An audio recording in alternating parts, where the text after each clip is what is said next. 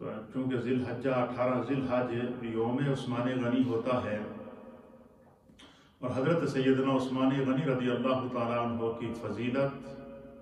آپ کے مناقب اور آپ کی عظمتیں جو اللہ رب العالمین نے اور مصطفیٰ کریم صلی اللہ تعالیٰ علیہ وسلم کی نظر عنایت سے اور قرب اور شفقت سے آپ کو نصیب ہوئی ہیں، ان میں سے بعض خصوصیات ایسی ہیں کہ جو صرف اور صرف حضرت عثمان غنی کے حصے میں آئی ہیں، اور روئے زمین کے اوپر وہ ان کے لیے ہمیشہ تاریخ اسلام کا اور ان کے مرتبے اور مقام کا حصہ رہیں گی۔ انشاءاللہ آج کی ہماری گفتگو بارگاہ امیر المؤمنین سیدنا عثمان بن عفان رضی اللہ تعالیٰ عنہ میں خراج عقیدت ہوگا، ٹریبیوٹ ہوگا، ان کی بارگاہ کے اندر ہدیہ محبت ہوگا، ان کے فضائل اور مناقب ہوں گے۔ نبی اکرم صلی اللہ تعالیٰ علیہ وآلہ وسلم کے تمام صحابہ عادل ہیں، تمام صحابہ جنتی ہیں، تمام صحابہ کو یہ اعزاز حاصل ہے کہ انہوں نے اپنی سر کی آنکھوں سے روح بدخواہ کو دیکھا ہے، حضور کی صحبت کو پایا ہے، اور سرکار دو عالم صلی اللہ تعالیٰ علیہ وآلہ وسلم پر دل و جان سے ایمان لے کر آئے ہیں اور کائنات میں امر ہو گئے۔ یہی وجہ ہے کہ میرے مصطفیٰ کریم نے فرمایا کہ روئے زمین پر اگر انسان سونے کا پہاڑ ایک طرف صدقہ کرے اور میرے صحابہ میں سے کوئی ایک مد جو اللہ کی بارگاہ میں صدقہ کرے تو ان کا وہ سونے کا پہاڑ میرے صحابہ کی ایک مد جو کے صدقہ کرنے کے برابر نہیں ہو سکتا۔ یہ صحابہ اکرام کا عمل ہے، تو یہ ان کی عظمت ہے۔ حضرت عثمان غنی رضی اللہ تعالیٰ عنہ کو یہ اعزاز حاصل ہے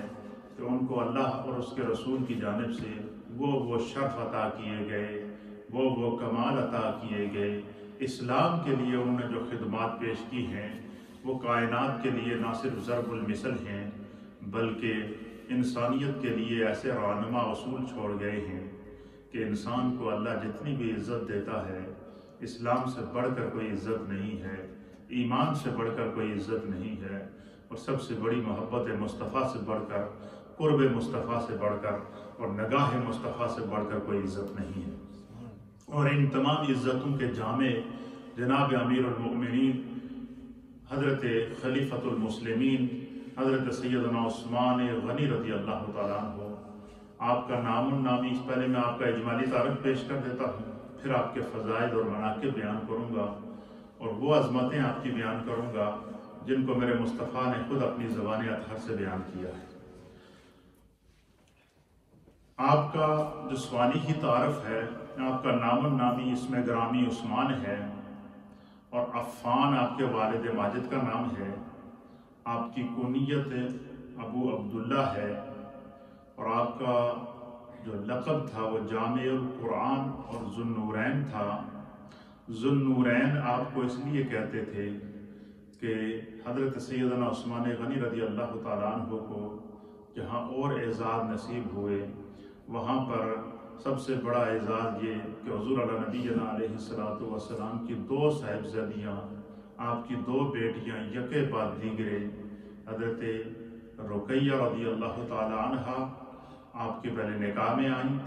اور حضرت رقیہ کے انتقال کے بعد پھر حضرت ام کلثوم کو حضور علیہ نبینا علیہ السلام نے ان کے نکاح میں دیا۔ تو علماء اور محدثین نے لکھا ہے کہ حضرت آدم علیہ السلام سے لے کر جناب سید العالمین محمد الرسول اللہ صلی اللہ تعالیٰ علیہ وآلہ وسلم کے تک کم و بیش 1.25 لاکھ انبیاء اور مرسلین میں سے کسی بھی نبی کے صحابی کو یہ اعزاز حاصل نہیں ہے جو حضرت عثمان غنی کو حاصل ہے کہ یکے بعد دیگرے آپ کے نکاح میں 2 نبی زادیاں آئی ہیں، 2 نبی کی بیٹیاں آئی ہیں، اور انہی وجہ سے آپ کو ذو النورین کہتے تھے، 2 نوروں والا۔ یہ جو لقب آپ کا ذو النورین تھا وہ اس وجہ سے تھا کہ آپ کے حوالہ عقد کے اندر نبی اکرم صلی اللہ تعالیٰ علیہ وآلہ وسلم کی 2 صاحبزادیاں آئیں۔ آپ نسباً قریشی تھے، نسبی اعتبار سے، سلسلہ نسب کے اعتبار سے آپ قریشی تھے، اور علامہ ابن اسیر جزری رحمۃ اللہ علیہ نے حضرت عثمان غنی رضی اللہ تعالیٰ عنہ کا جو سلسلہ نسب لکھا ہے وہ اس طرح لکھا ہے کہ آپ کا نام عثمان تھا، آپ کے والد کا نام عفان تھا، آپ کے دادا کا نام ابو العاص تھا، آپ کے پردادا کا نام امیہ تھا، اور آپ کے نکر دادا کا نام عبد شمس تھا، اور پھر ان کے والد کا نام عبد مناف تھا۔ تو آپ کا سلسلہ نسب علامہ ابن اسیر جزری نے اس طرح بیان کیا ہے کہ عثمان بن عفان بن ابو العاص بن امیہ بن عبد شمس بن عبد مناف، اور یہ 5ویں پشت کے اندر عبد مناف کے اندر جا کر حضرت عثمان غنی رضی اللہ تعالیٰ عنہ کا سلسلہ نسب حضور علیہ الصلوۃ والسلام کے نسب سے مل جاتا ہے۔ اور کس طرح حضور علیہ الصلوۃ والسلام کا نسب بھی سنیے، محمد، سب کہیں صلی اللہ علیہ وسلم، محمد بن عبداللہ بن عبد المطلب بن ہاشم بن عبد مناف۔ 5ویں پشت میں ادھر سے بھی جا کر سلسلہ نسب حضور علیہ السلام کا حضرت عبد مناف میں ملتا ہے، اور عثمان غنی رضی اللہ تعالیٰ عنہ کا سلسلہ نسب بھی 5ویں پشت میں جا کر عبد مناف کے اندر جمع ہو جاتا ہے۔ تو نسبی اعتبار سے بھی، قریشی ہونے کے اعتبار سے بھی 5ویں پشت میں سیدنا عثمان غنی رضی اللہ تعالیٰ عنہ کا سلسلہ نسب جناب سید العالمین محمد الرسول اللہ صلی اللہ تعالیٰ علیہ وآلہ وسلم کے جو ہے وہ ساتھ ملتا ہے۔ آپ کی حضور نبی اکرم صلی اللہ تعالیٰ علیہ وآلہ وسلم کی صاحبزادیوں میں حضرت سیدہ ام کلثوم رضی اللہ تعالیٰ عنہ، یہ حضرت سیدنا عثمان غنی رضی اللہ تعالیٰ عنہ کی پہلی زوجہ محترمہ تھی، اور حضور علیہ الصلوۃ والسلام کی بیٹی تھی۔ کیا نام تھا حضرت سیدہ ام کلثوم؟ تو جب سیدہ ام کلثوم فوت ہو گئی، آپ کا وصال ہوا، تو پھر حضور نبی علیہ الصلوۃ والسلام نے اپنی دوسری صاحبزادی حضرت سیدہ رقیہ رضی اللہ تعالی عنہا کا نکاح بھی حضرت عثمان غنی رضی اللہ تعالی عنہ سے فرمایا۔ اور جب نبی اکرم صلی اللہ تعالی علیہ وآلہ وسلم نے حضرت سیدنا عثمان غنی رضی اللہ تعالی عنہ کا نکاح جو ہے وہ حضرت رقیہ سے کیا، تو کچھ عرصے کے بعد حضرت سیدہ رقیہ کا بھی انتقال ہو گیا۔ تو حضور نبی علیہ الصلوۃ والسلام نے حضرت سیدنا عثمان غنی رضی اللہ تعالیٰ عنہ سے تعزیت کرتے ہوئے، ان کی دلجوئی کرتے ہوئے، ان کے اخلاص کو دیکھتے ہوئے نبی علیہ الصلوۃ والسلام نے جو ہے وہ حضرت عثمان غنی رضی اللہ تعالیٰ عنہ کے بارے میں ارشاد فرمایا۔ حضور نے فرمایا قال لی رسول، حضرت عثمان خود بیان کرتے ہیں کہ قال لی رسول اللہ صلی اللہ تعالیٰ علیہ وآلہ وسلم بعد موت بنتہ الآخرہ، کہ اپنی دوسری بیٹی یعنی حضرت جو رقیہ کے انتقال کے بعد حضور نبی علیہ الصلوۃ والسلام نے، حضرت عثمان کہتے ہیں کہ حضور نے میرے لیے ارشاد فرمایا کہ یا عثمان، اے میرے عثمان۔ جب پہلے حضرت ام کلثوم کو حضور کے نکاح میں دیا، حضرت عثمان غنی کے نکاح میں دیا، اور جب ام کلثوم فوت ہوئی تو حضور نے اپنی دوسری بیٹی حضرت رقیہ کا نکاح بھی حضرت عثمان کے ساتھ کیا۔ تو اب پھر جب حضرت رقیہ بھی فوت ہو گئی تو حضرت عثمان کہتے ہیں کہ سرکار دو عالم صلی اللہ علیہ وسلم مجھے میری دلجوئی کرنے کے لیے، میرے غم کو بانٹنے کے لیے، مجھے حوصلہ دینے کے لیے حضور نبی علیہ الصلوۃ والسلام نے حضرت عثمان غنی سے فرمایا کہ یا عثمان، اے میرے عثمان، لو انا عندی عشرا لا زوجت کنا واحدۃ بعد واحد فانی عنک راض۔ اللہ اکبر، سبحان اللہ۔ حضور نبی اکرم صلی اللہ تعالیٰ علیہ وسلم نے فرمایا کہ اے عثمان، اے میرے عثمان، یہ تو اگر میری 10 بیٹیاں بھی ہوتی، حضور نے کیا فرمایا؟ اگر میری 10 بیٹیاں بھی ہوتی تو میں یکے بعد دیگرے ہر ایک کا نکاح تم سے کر لیتا۔ یعنی یہ حضرت عثمان غنی رضی اللہ تعالیٰ عنہ کا نگاہ مصطفیٰ میں مقام تھا۔ یہ نگاہ مصطفیٰ میں حضرت عثمان غنی رضی اللہ تعالیٰ عنہ کی عظمت تھی، آپ کی توقیر تھی، اور آپ کا مقام اور مرتبہ تھا۔ سیدنا عثمان غنی رضی اللہ تعالیٰ عنہ ابتدائی اسلام میں ہی مسلمان ہو چکے تھے، اور آپ کو سیدنا امیر المؤمنین خلیفۃ المسلمین جناب سیدنا ابوبکر صدیق رضی اللہ تعالیٰ عنہ کے جو ہے وہ دعوت پر آپ نے اسلام کو قبول کیا۔ تو حضرت سیدنا عثمان غنی رضی اللہ تعالیٰ عنہ کو ابتدائی اسلام میں ہی جو ہے وہ اسلام کی دولت اللہ تعالیٰ نے عطا فرما دی تھی۔ حضرت عثمان غنی رضی اللہ تعالیٰ عنہ ان نبی پاک صلی اللہ علیہ وسلم کے عظیم صحابہ میں سے آپ کا شمار ہوتا ہے کہ سیدنا عثمان غنی رضی اللہ تعالیٰ عنہ کا اگر جو ہے وہ مرتبہ اور مقام آپ دیکھنا چاہیں تو حضرت عثمان غنی رضی اللہ تعالیٰ عنہ کے نبی پاک صلی اللہ علیہ وسلم کے ان صحابہ میں سے تھے جنہیں حضور نبینا علیہ الصلوۃ والسلام نے نہ صرف اپنی 2 صاحبزادیاں یکے بعد دیگرے ان کے عقد میں نکاح میں دی، بلکہ حضور نبینا علیہ الصلوۃ والسلام نے ان کو دنیا میں جنت کی بشارت عطا فرمائی۔ دنیا میں جو عشرہ مبشرہ 10 نبی پاک صلی اللہ علیہ وسلم کے صحابہ ہیں جن کو حضور نبینا علیہ الصلوۃ والسلام نے جو ہے وہ دنیا میں جنت کی بشارت عطا فرمائی، ان میں تیسرے نمبر پر جو نام آتا ہے وہ حضرت امیر المؤمنین خلیفۃ المسلمین سیدنا عثمان غنی رضی اللہ تعالیٰ عنہ کا ہے۔ حضرت عثمان غنی وہ ہیں کہ جنہیں نبی پاک صلی اللہ تعالیٰ علیہ وآلہ وسلم نے دنیا میں ہی جنت کی جو ہے وہ عظمت عطا فرمائی۔ ایک دیکھیں کتنا بڑا شرف ہے کہ نبی علیہ الصلوۃ والسلام کی 2 بیٹیاں یکے بعد دیگرے آپ کے حوالہ عقد میں آئیں، ایک یہ شرف، اور دوسرا شرف جو حضرت عثمان غنی رضی اللہ تعالیٰ عنہ کے نصیب میں آیا وہ بھی بڑا عظیم شرف ہے کہ دیکھیں اسلام کے لیے جو بندہ ہجرت کرتا ہے، حضور نبینا علیہ الصلوۃ والسلام نے فرمایا کہ جب بندہ اسلام کے لیے ہجرت کرتا ہے تو حضور نے فرمایا کہ جو ہجرت ہوتی ہے وہ جو ہے وہ انسان کی زندگی کے پہلے گناہوں کو مٹا دیتی ہے۔ حضرت عثمان غنی رضی اللہ تعالیٰ عنہ کو اللہ تعالیٰ نے یہ سعادت عطا فرمائی تھی نبی پاک کے صحابہ میں کہ انہوں نے 2 ہجرتیں کی۔ کتنی ہجرتیں کی ہیں؟ 2 ہجرتیں کی ہیں۔ جب آپ اسلام لے کر آئے، شروع میں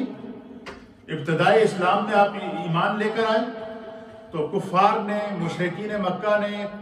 اور کفار قریش نے جو ہے وہ آپ پر جو صحابہ ایمان لائے ان پر سختیاں کرنا شروع کر دی، ان کے ساتھ سماجی مقاطع شروع کر دیے، بائیکاٹ کرنا شروع کر دیے، ان کو اذیتیں پہنچانا شروع کر دی، ان کو دکھ پہنچانا شروع کر دیے، ان کو تکلیفیں پہنچانا شروع کر دی۔ تو میں حضرت عثمان غنی بھی تھے، تو حضور نبینا علیہ الصلوۃ والسلام نے سب سے پہلے صحابہ اکرام کو اپنی ہجرت سے پہلے حضور علیہ الصلوۃ والسلام نے جو وہ صحابہ جن کو بہت زیادہ اسلام لانے کی پاداش میں تنگ کیا جاتا تھا، حضور نبینا علیہ الصلوۃ والسلام نے ان کو حکم فرمایا کہ آپ ایسا کریں کہ حبشہ کی طرف ہجرت کر دیں۔ کیا کر دیں؟ نبی پاک صلی اللہ علیہ وسلم کی ہجرت سے پہلے حضرت عثمان حضور علیہ الصلوۃ والسلام کی صاحبزادی کے ساتھ آپ حبشہ کو ہجرت کرنے کے لیے، اب جب آپ ہجرت کر کے حبشہ چلے گئے اور حبشہ میں آپ کچھ عرصہ رہے اور حبشہ سے پھر جب واپس مکہ تشریف لائے تو یہاں جب واپس تشریف لائے تو پتہ چلا جی کہ نبی علیہ الصلوۃ والسلام کو اللہ کے حکم سے آپ ہجرت کر کے مدینہ تشریف لے گئے، تو پھر حضرت عثمان غنی رضی اللہ تعالیٰ عنہ نے دوسری ہجرت مدینہ کی طرف کی۔ تو پہلی ہجرت حضرت عثمان غنی نے مکہ سے حبشہ کی طرف کی اور دوسری ہجرت آپ نے مکہ سے مدینہ کی طرف کی۔ اس لیے سیدنا عثمان غنی رضی اللہ تعالیٰ عنہ کے مقام کے اندر، آپ کی فضیلت کے اندر اور آپ کی عظمت کے اندر جہاں اور کمالات ہیں، وہاں پر حضرت عثمان غنی رضی اللہ تعالیٰ عنہ کو صاحب ہجرتین کہتے ہیں، 2 ہجرتوں والا۔ اللہ کے دین کے لیے دو مرتبہ ہجرت کرنے والے اور اللہ کے دین کے لیے 2 مرتبہ ہجرت کرنے کا اعزاز بھی اللہ تعالیٰ نے حضرت سیدنا عثمان غنی رضی اللہ تعالیٰ عنہ کو عطا فرمایا۔ اور نبی اکرم صلی اللہ تعالیٰ علیہ وآلہ وسلم کے وصال کے بعد، کیونکہ حضور اللہ نبینا علیہ الصلوۃ والسلام نے جو ہے وہ اور اللہ تعالیٰ نے وحی کے ذریعے اعلان کر دیا تھا کہ میرا پیارا محبوب جناب سید العالمین محمد الرسول اللہ صلی اللہ تعالیٰ علیہ وآلہ وسلم یہ خاتم النبیین کیا ہے؟ اللہ نے فرمایا ما کان محمد ابا احد من رجالکم ولکن رسول اللہ وخاتم النبیین وکان اللہ بکل شیء علیما، کہ حضور علیہ السلام کو اللہ نے خاتم النبیین آخری نبی قرار دیا۔ خود حضور نبینا علیہ السلام نے بھی اپنی ختم نبوت کا اعلان اس طرح کیا کہ انا خاتم النبیین لا نبی بعدی، کہ میں آخری نبی ہوں، میرے بعد کوئی نبی نہیں ہوگا۔ پھر نبی علیہ الصلوۃ والسلام نے صحابہ اکرام کو فرمایا کہ میرے بعد نبوت تو ختم ہے لیکن میرے بعد خلافت ہوگی، اور وہ خلافت کا سلسلہ چلے گا، خلفاء کا سلسلہ چلے گا۔ تو حضور علیہ الصلوۃ والسلام کے وصال کے بعد سب سے پہلے خلیفہ حضرت جو ہے وہ امیر المؤمنین خلیفۃ المسلمین افضل البشر بعد الانبیاء بالتحقیق جناب سیدنا صدیق اکبر رضی اللہ تعالی عنہ ہوئے۔ پھر اسی طریقے سے حضور علیہ نبینا علیہ الصلوۃ والسلام کے دوسرے خلیفہ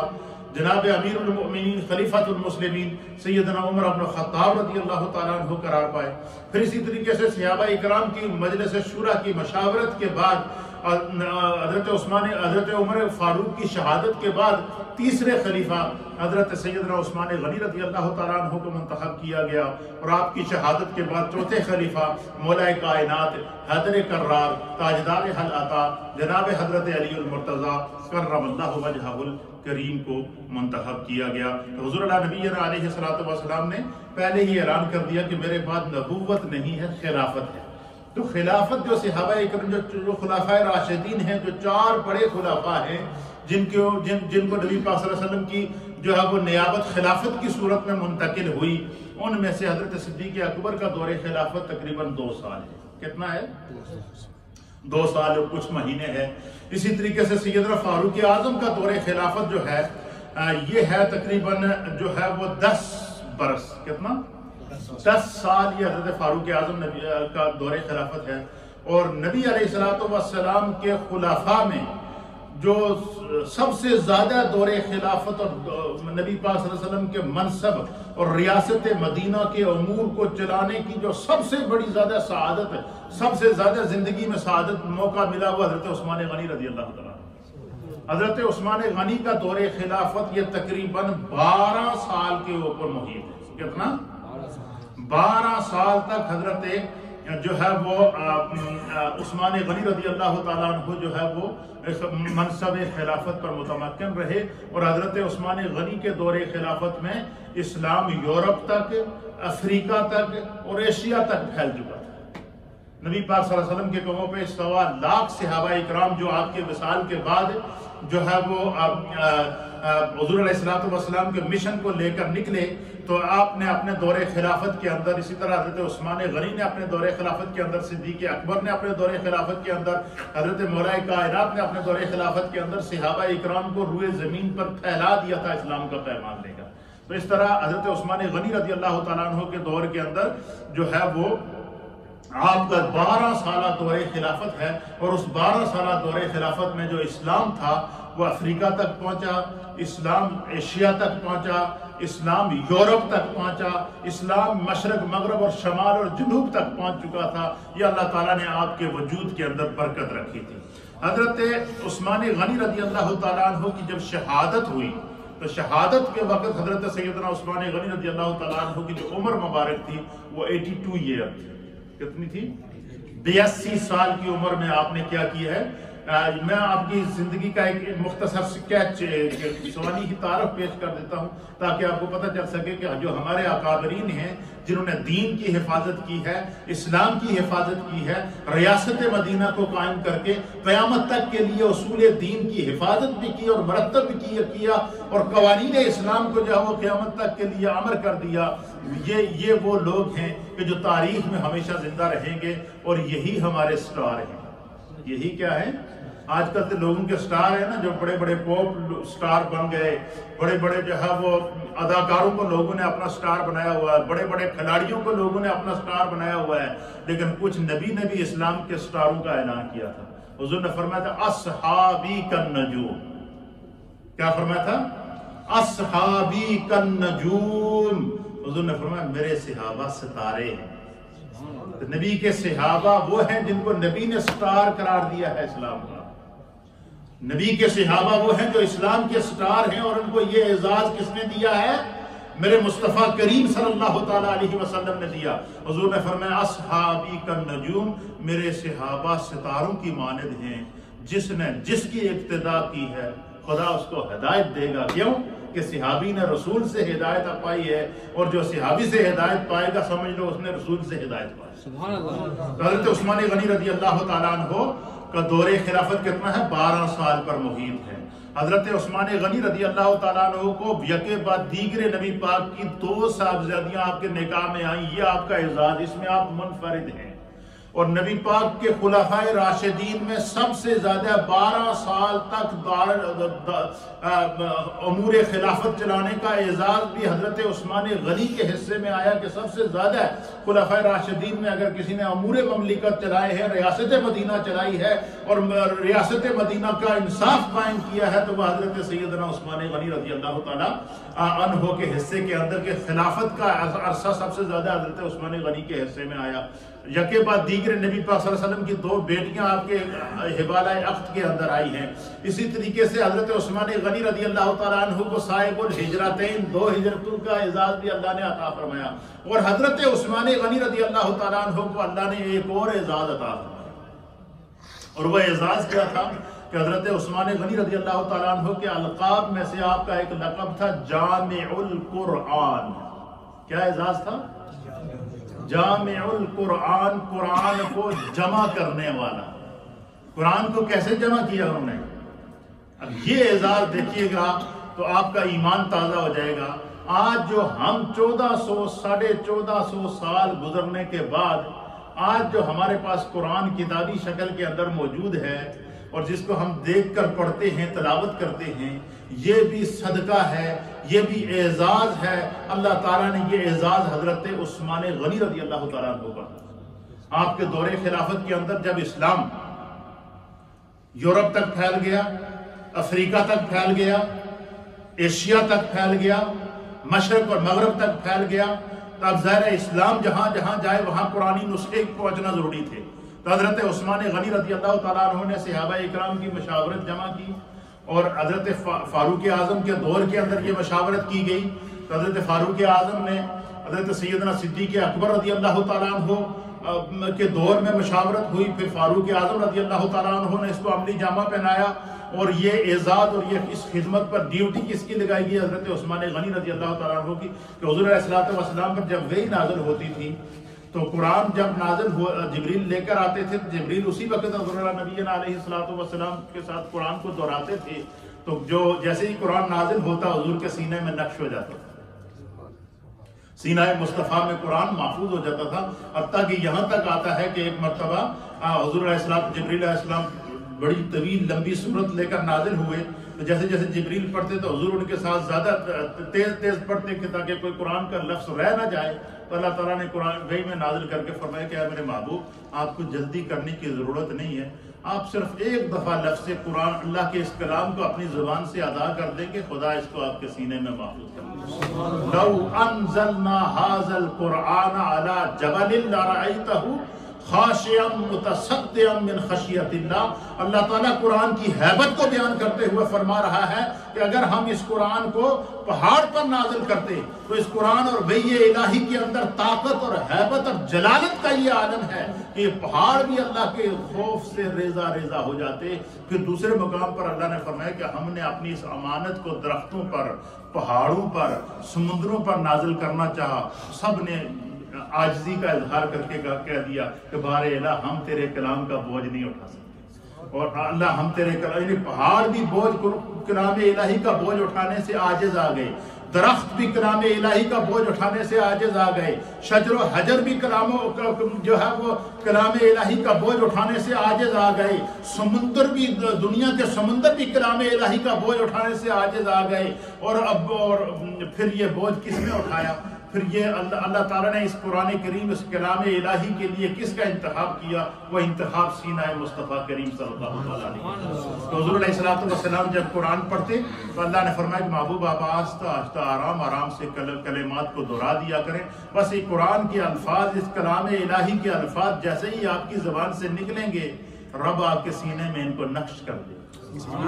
یہ سینے میں۔ اس لیے علماء اور محدثین نے لکھا کہ آج دنیا قرآن کے خلاف ہے، طرح طرح کی سازشیں کر دی ہے، اور علماء اور محدثین نے لکھا، مفسرین نے، کہ آج بھی اگر پوری دنیا یہ سازش کر کے پوری روئے زمین کے قرآن کے نسخوں کا اگر کو اٹھا کر غائب کر دیں یا سمندر گرد کر دیں نعوذ باللہ، یا کوئی ایسی سازش کر دیں کہ دنیا میں قرآن کا نسخہ رہے گا ہی نہیں تو کوئی پڑھے گا کیسے؟ فرمایا دنیا میں تو آپ یہ کاغذ اور برق اور سیاہی کے لکھے ہوئے اس اوراق کو ان کو تو غائب کر سکتے ہیں، لیکن جو قرآن مومن کے سینے میں چھپ گیا ہے اس کو کیسے ضائع کرو، اس کو کہاں مٹاؤ گے؟ اس لیے اللہ نے فرمایا کہ اِنَّا نَحْنُ نَزَّلْنَا الذِّكْرَ وَإِنَّا لَهُ لَحَافِظُونَ، کہ یہ جو قرآن ہے یہ ہم نے نازل کیا ہے، یہ ہمارا ذکر ہے اور اس کی حفاظت ہم کریں گے، اور وہ حفاظت سینہ مصطفیٰ سے کی گئی۔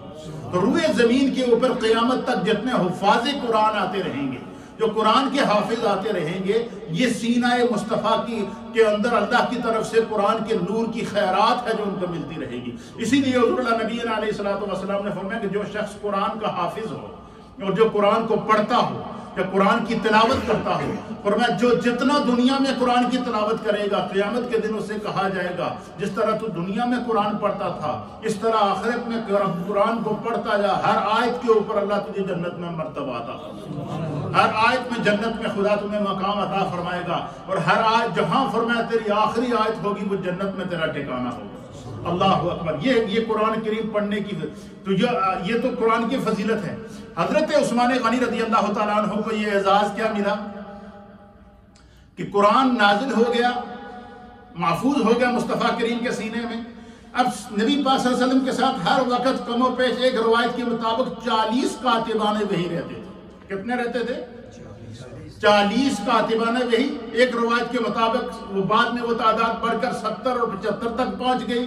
اور بعض روایات کے مطابق وہ تعداد 100 سے بھی اوپر چلی گئی تھی، کہ جیسے حضور علیہ السلام پر وحی نازل ہوتی اور حضور علیہ السلام قرآن کو اپنے سینے پر لینے کے بعد جب اپنی زبان سے دہراتے تھے تو کاتبان وحی جو صحابہ ہوتے تھے ان کو سرکار بٹھا کے ان کو لکھواتے تھے قرآن،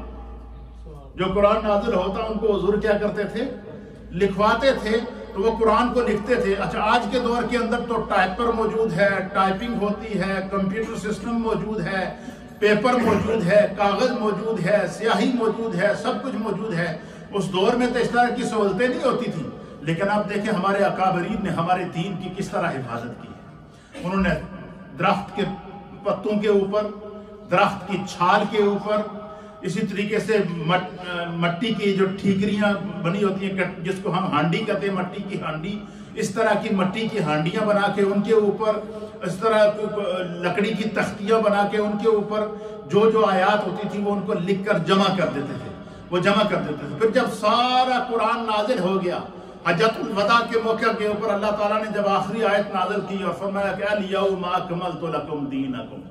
واتممت علیکم نعمتی وردیت لکم الاسلام دینا، کہ محبوب آپ کی ذات پر دین کو مکمل کر دیا گیا۔ تو پھر صحابہ اکرام کا جب دور آیا تو اسلام جب افریقہ تک پھیل گیا تو صحابہ اکرام نے جو ہے وہ مشاورت کی حضرت فاروق اعظم، حضرت صدیق اکبر رضی اللہ تعالیٰ عنہ، حضرت مولا کائنات حضرت عثمان غنی رضی اللہ تعالیٰ عنہ اور دیگر صحابہ اکرام کی مشاورت کی گئی کہ جتنا قرآن جو کاتبان وحی کو نبی پاک صلی اللہ علیہ وسلم نے لکھوایا ہے، اب اس قرآن کو جمع کر کے کتابی شکل دی جائے تاکہ قیامت تک آنے والی نبی کی امت کو قرآن پڑھنے اور سمجھنے اور پڑھانے میں آسانی پیدا ہو۔ تو یہ ڈیوٹی کس کی لگی ہے؟ قرآن کریم کو جمع کر کے کتابی شکل دینے کی یہ ڈیوٹی جو جس شخصیت کے حصے کے اندر آئی ہے اس کا نام امیر المؤمنین، خلیفۃ المسلمین، جامع القرآن، کامل الحیاء والایقان، جناب سیدنا عثمان غنی رضی اللہ تعالیٰ عنہ۔ تو آج یہ جو قرآن ہمارے پاس ہے کتابی شکل میں موجود ہے، اس قرآن کو علماء تفسیر کی لغت کے اندر مصحف عثمانی کہتے ہیں۔ کیا کہتے ہیں؟ مصحف عثمانی۔ مصحف عثمانی سے مراد کیا ہے کہ یہ قرآن کریم کا وہ نسخہ ہے جس کو تمام صحابہ کی مشاورت کے بعد حضرت عثمان غنی نے اپنے ہاتھوں سے لکھا ہے۔ سب سے پہلے قرآن کو کتابی شکل دینے والی شخصیت کا نام حضرت عثمان غنی ہے۔ تو پتہ چلا کہ آج ہمارے پاس روئے زمین کے اوپر کتنے قرآن کے نسخے موجود ہیں، کوئی استعمال کر سکتا ہے؟ نہیں۔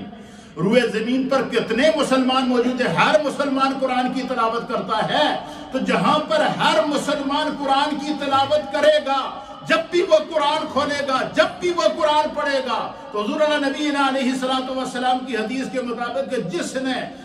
نیکی کا اور اچھائی کا کام ایجاد کیا اور جو نیکی اور اچھائی کے کام کا موجد بنا اور بعد میں آنے والوں نے اس نیکی کو فالو کیا، تو فرمایا کہ جب بھی وہ نیکی ادا کی جانے والی ہے، ادا کی جائے گی روئے زمین کے اوپر، جب بھی اس نیکی کا ادعا کیا جائے گا، اس نیکی کو دہرایا جائے گا، اس نیکی کو کیا جائے گا، تو سب سے پہلا ثواب اس ذات کو پہنچے گا جو اس نیکی کو کرنے کا آغاز کا سبب بنا۔ تو آج روئے زمین پر جب بھی قرآن کھلتا ہے تو سب سے پہلا احسان ثواب اگر کسی کو ہوتا ہے تو وہ عثمان غنی رضی اللہ تعالیٰ عنہ۔ کیوں کہ ہمارے پاس جو قرآن کتابی شکل میں موجود ہے یہ حضرت عثمان غنی رضی اللہ تعالیٰ عنہ کے ہاتھوں کا لکھا ہوا ہے۔ تو حضرت عثمان غنی نے قرآن کو جمع کیا، کیا کیا؟ قرآن کو جمع کیا، اور آپ نے قرآن کو جمع کرنے کے بعد جب اس کو کتابی شکل دی اور پھر جو ہے وہ اسی قرآن کو سیدنا صدیق اکبر رضی اللہ تعالیٰ عنہ اسی کتابی شکل میں قرآن کو سیدنا صدیق اکبر نے اپروو دیا، اسی قرآن کو سیدنا فاروق اعظم نے اپروو کیا، وہی قرآنی نسخہ جو ہے وہ تمام صحابہ اکرام کی مشاورت کے ساتھ جو ہے وہ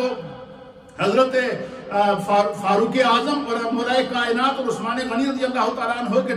تمام خلفائے راشدین کے دور سے ہوتا ہوا 1400 سال گزر چکے ہیں، 1450 سال گزر چکے ہیں۔ ہر سال دیکھیں روئے زمین کے اوپر جب بھی کوئی پرنٹنگ کا یا پریس کا کوئی سب سے جدید طریقہ آتا ہے اس میں سب سے پہلے قرآن چھپتا ہے۔ کیوں؟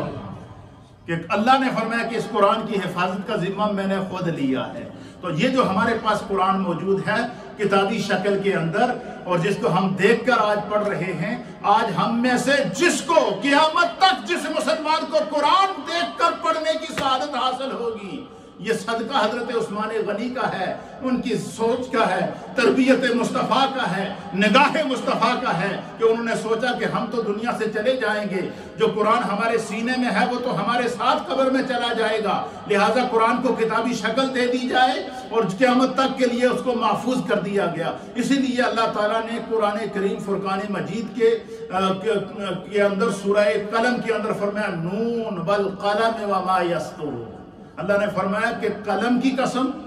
وما یسطرون، اور ان سطروں کی قسم جو اس قلم سے لکھی جاتی ہے۔ وہ کون سی سطریں ہیں جن کی اللہ قسم کھا رہا ہے؟ وہ کون سا قلم ہے جن کی اللہ قرآن میں قسم کھا رہا ہے؟ تو امام فخر الدین رازی رحمۃ اللہ علیہ لکھتے ہیں کہ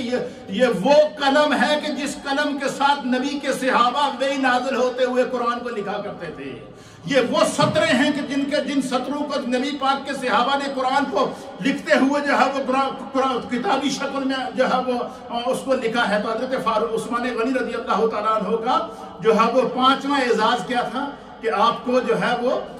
جامع القرآن کہتے ہیں، آپ کو قرآن جمع کرنے کی، قرآن کو کتابی شکل دینے میں، قرآن کو کتابی شکل میں شائع کرنے کی سعادت بھی اللہ نے آپ کو عطا فرمائی۔ روئے زمین کے اوپر سب سے پہلے بحری جنگ کہتے ہیں جو سمندری جنگ ہوتی ہے، سب سے پہلا بحری بیڑا، اس سے بحری بیڑا سے مراد سب سے پہلا بحری جہاز، سمندری جہاز جس کو کہتے ہیں، سب سے پہلا بحری جہاز تیار کرنے والی جو ذات ہے اس کا نام بھی عثمان غنی ہے۔ سب سے پہلا بحری نبی پاک صلی اللہ علیہ وسلم کی حدیث ہے، حضور نے فرمایا کہ میرے صحابہ میں سے کچھ ایسے صحابہ ہوں گے جو اسلام کے پیغام کو سمندروں کے ذریعے جہاد کریں گے اور سمندری بحری بیڑوں کے ذریعے وہ جہاد کر کے اسلام کو بحر و بر کے اندر پھیلائیں گے۔ حضور نے فرمایا کہ میری صحابہ کی جو جماعت سمندروں میں جہاد کرے گی، حضور نے فرمایا کہ وہ سارے کے سارے جنتی ہیں۔ تو سمندری جہاد، بحری بیڑا اور بحری جہاز کے ذریعے اور بحری بیڑوں کے ذریعے سمندری جہاد کا آغاز اور بحری جہاز کا آغاز کرنے والی ذات کا نام بھی عثمان غنی رضی اللہ تعالیٰ عنہ ہے۔ قرآن کو جمع کرنے والی شخصیت کا نام بھی عثمان غنی رضی اللہ تعالیٰ عنہ ہے۔ نبی پاک کی 2 بیٹیوں کی یکے بعد دیگرے حوالہ عقد میں رکھنے والی ذات، علماء نے لکھا ہے کہ حضرت آدم علیہ السلام سے لے کر حضرت عیسیٰ علیہ السلام تک کہ وہ پہ 1.25 لاکھ انبیاء اکرام میں سے کسی بھی نبی کے صحابی کو یہ اعزاز نہیں ملا کہ کسی نبی کی 2 صاحبزادیاں یکے بعد دیگرے اس کے عقد میں آئی ہوں۔ یہ اعزاز بھی خدا نے حضرت عثمان غنی رضی اللہ تعالیٰ عنہ کو فرمایا ہے۔ علماء اور محدثین نے لکھا ہے کہ حضرت عثمان غنی کو جہاں پر اور فضیلتیں نصیب ہوئی ہیں وہاں پر یہ بھی فضیلت نصیب ہوئی ہے کہ آپ صاحب ہجرتین ہیں. آپ نے پہلے حبشہ کی طرف اسلام کے لیے ہجرت کی, پھر مکہ سے مدینہ کی طرف اسلام کے لیے ہجرت کی, تو آپ کو 2 ہجرتیں کرنے کا بھی اعزاز خدا نے عطا فرمایا ہے. پھر نبی پاک صلی اللہ علیہ وآلہ وسلم نے اپنی حیات کے اندر حضرت عثمان غنی کو سفیر اسلام بنایا. کیا بنایا؟ یہ جو اسلام میں سفارت کاری ہے, آج پوری دنیا کے اندر ہر ملک کا سفیر ہر ملک کے اندر موجود ہے. آج پوری دنیا میں ہر ملک کا سفارت خانہ موجود ہے. تو اسلام کا سب سے پہلا سفیر, جس کو میرے مصطفیٰ نے سفیر اسلام کا لقب دیا, جس کو میرے مصطفیٰ نے اسلام کا وکیل بنا کر مدینہ سے مکہ کی طرف بھیجا, ہجرت کے بعد پہلی مرتبہ جس شخصیت کو اسلام کا وکیل بنا کر بھیجا گیا اس کا نام عثمان غنی. ہجرت کے بعد پہلی مرتبہ جس شخصیت کو اسلام کا سفیر بنایا گیا اس کا نام عثمان غنی. اور پھر جب حضرت عثمان غنی سفیر بن کر مکہ پہنچے تو مکہ والوں نے آپ کو گرفتار کر لیا. گرفتار کرنے کے بعد آپ پر پابندی لگا دی کہ جو ہے وہ اور ادھر 1400 صحابہ کے ساتھ حضور علیہ السلام عمرہ کے لیے آ رہے تھے, اور حضرت عثمان کو پہلے سفیر بنا کر بھیجا کہ حضور علیہ السلام صحابہ کے ساتھ عمرہ کرنے آ رہے ہیں, وہ عمرہ کر کے واپس چلے جائیں گے. لیکن انہوں نے کفار نے راستہ روک دیا اور انہوں نے اپنا سفیر بنا کر بھیجا, اور ادھر خبر بھیج دی حضور علیہ السلام کو کہ حضرت عثمان غنی کو شہید کر دیا گیا. تو سرکار دو عالم صلی اللہ تعالیٰ علیہ وسلم نے 1400 صحابہ کو خطبہ دیا. آپ نے فرمایا کہ اگر یہ خبر انہوں نے دی ہے اور یہ کہتے ہیں, کیونکہ جنگ کے اندر سب سے بڑی چیز جو ہوتی ہے وہ پروپوگنڈا ہوتا ہے, وہ خبر کو پھیلانا ہوتا ہے, وہ خوف پھیلانا ہوتا ہے. تو قریش کی طرف سے صحابہ میں خوف پھیلانے کے لیے خبر شائع کی کہ حضرت عثمان غنی کو شہید کر دیا گیا. اب حضور علیہ السلام نگاہ نبوت سے دیکھ رہے تھے کہ عثمان محفوظ ہیں, لیکن حضور نے صحابہ کو خطبہ دیا. آپ نے فرمایا کہ آج عثمان کے خون پر 1400 صحابہ سے میں بیعت مانگوں. سب نے حضور علیہ السلام کے ہاتھ پر بیعت کی. جب سب بیعت کر چکے تو حضور علیہ السلام نے اپنا دایاں ہاتھ اٹھایا, بایاں ہاتھ آگے کیا. حضور نے فرمایا یہ جو میرا ہاتھ ہے یہ میرا ہاتھ نہیں ہے, یہ عثمان کا ہاتھ ہے. کیا کیا؟ یہ عثمان کا ہاتھ. آپ نے اپنے ہاتھ کو, ایک ہاتھ کو دوسرے ہاتھ کے ساتھ ملا کر فرمایا کہ میں اپنے ہاتھ سے عثمان کے ہاتھ کی بیعت کرتا ہوں. تو آپ حضرت عثمان غنی رضی اللہ تعالیٰ عنہ کو یہ بھی اعزاز حاصل ہے کہ حضور نے ان کی طرف سے بیعت کی. اچھا, جب کفار اور مشرکین جب حضرت عثمان غنی مکہ پہنچے, کفار نے کہا کہ بھائی چلو تم آئی گئے ہو, تم قریشی ہو, تم یہاں کے رہنے والے ہو, تیرا بڑا خاندان ہے, بڑا تمہارا اثر و رسوخ ہے, لہذا تم ایسا کرو کہ تم کعبے کا طواف کر لو. اور صحابہ اکرام کے اندر بھی یہ سوچ پائی جا رہی تھی کہ حضرت عثمان کتنے خوش نصیب ہیں, ہجرت کے بعد چلے گئے ہیں, وہ تو اس وقت کعبے کا طواف کر رہے ہیں. تو حضرت عثمان غنی کو جب کفار قریش نے, سرداران قریش نے کہا کہ آپ کعبے کا طواف کر لیں, اللہ اکبر, حضرت عثمان غنی نے کیا جواب دیا؟ آپ نے فرمایا میرا کعبہ حبشہ میں بیٹھا ہوا ہے, میرا کعبہ جو ہے حدیبیہ میں بیٹھا ہوا ہے, صلح حدیبیہ کے موقع پر. فرمایا میرا کعبہ حدیبیہ میں بیٹھا ہوا. آپ نے فرمایا کہ جب تک رسول اللہ خانہ کعبہ کا طواف نہیں کریں گے عثمان طواف نہیں کرے گا. میں اس وقت تک طواف